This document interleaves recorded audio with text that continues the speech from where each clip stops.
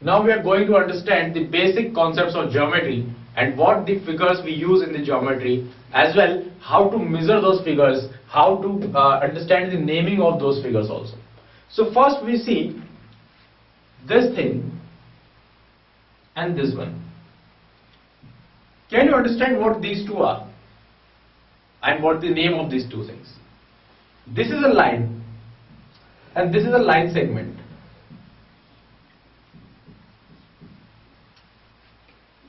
A line having two arrowheads on two ends. The two arrowheads means it is going forward in this direction, it is going forward in this direction, and it is going to infinite place.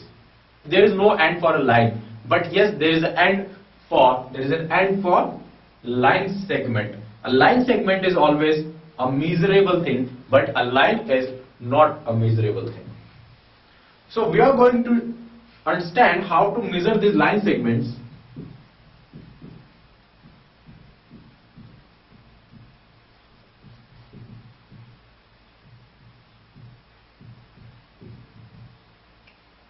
To measure these line segments, can we compare these two line segments? Which one is the smaller and which one is the larger? Yes, we can easily.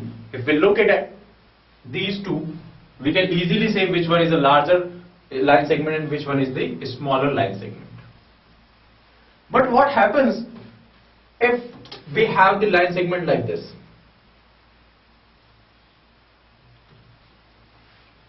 Now it's very difficult. Just by a look, it is very difficult which one is the smaller and which one is the larger.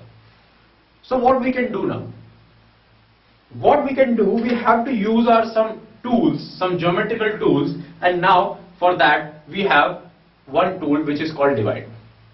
A divider in your geometry box having two points on both the ends, two sharpened points. You have two tools like this. One is your compass and one is your divider. Compass has one sharpened point and one is point for the pencil or pen. The another tool just similar to the compass having two sharpened points is called a divider. Now you put this divider like this. Open this one.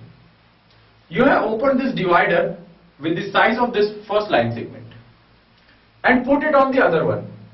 What you see? It is inside this line segment. It is not covering this one line segment. It means this line segment is the larger one and the another line segment is the smaller one. This is the larger and the down line segment is smaller.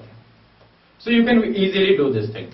Just put it on the one line segment, open it, and then put it on the other line segment. You can see it is, if it is going out of that line segment, that is smaller.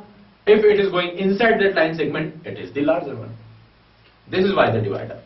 But you can also use your scale. How you can use your scale?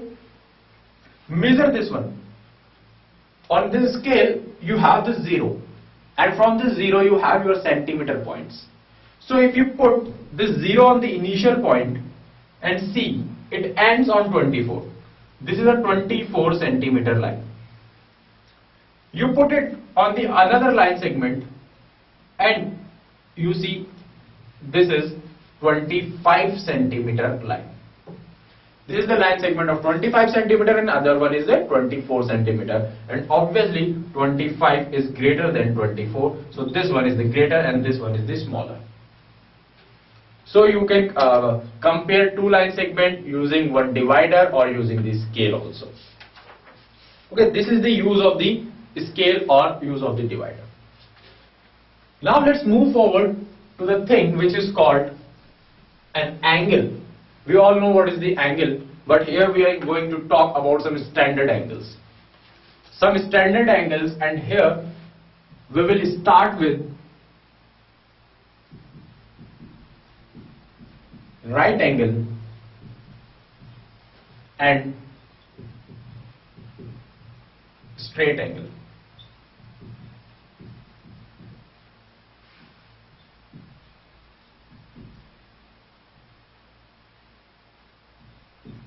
Right angle and straight angle.